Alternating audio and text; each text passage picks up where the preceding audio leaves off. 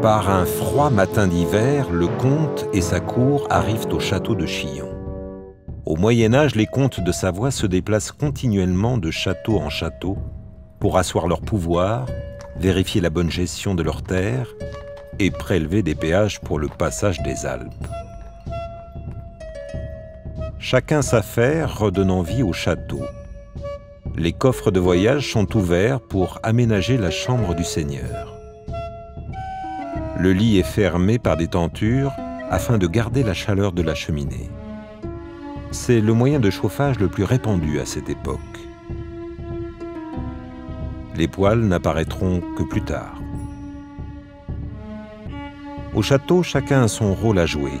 Les femmes installent l'autel de la comtesse, les servantes déplient le linge et amènent de nouveaux draps sous la supervision de la châtelaine. L'autel, c'est l'entourage du seigneur, donc toutes les personnes qui vont faire partie de sa cour et qui ont une fonction, qui ont un office, une charge, quelle qu'elle soit, donc s'occuper du comte, s'occuper des chevaux, s'occuper des enfants. Le comte supervise de son côté, avec le bailli châtelain, les relevés de l'activité du château. La comptabilité prend une place importante, essentielle dans la gestion des terres du seigneur, sachant que le château perçoit un droit de passage pour franchir la porte des Alpes. Tout est consigné scrupuleusement par des clercs. Ce sont les nobles femmes qui s'occupent des enfants du comte et de la comtesse, en leur proposant des distractions telles que les jeux de quilles, les jeux de cartes ou la couture. Dans la cuisine, chacun s'active autour du feu où sont embrochés gibiers et volailles, bouillons et potages mijotent doucement sur des braises.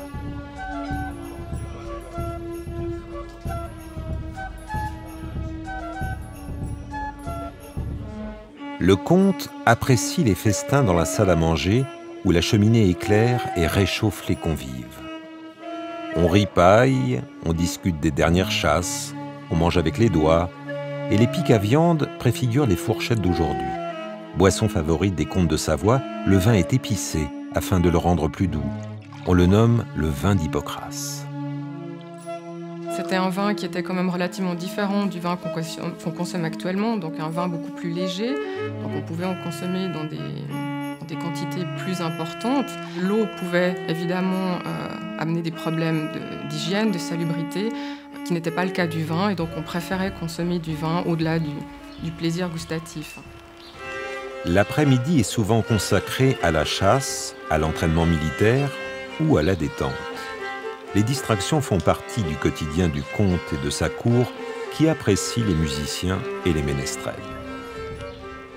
Prendre un bain est un plaisir réservé aux gens fortunés. Mais il arrive que le comte offre à ses hôtes de partager avec lui ce moment de volupté incomparable, un luxe au Moyen-Âge. Chaque jour, le comte et la comtesse de Savoie se rendent par un accès privé à la chapelle Saint-Georges pour y assister à l'office. La religion est un élément important qui accompagne la vie des petits et des grands du Moyen-Âge. À la tombée de la nuit, le seigneur se retire dans sa chambre,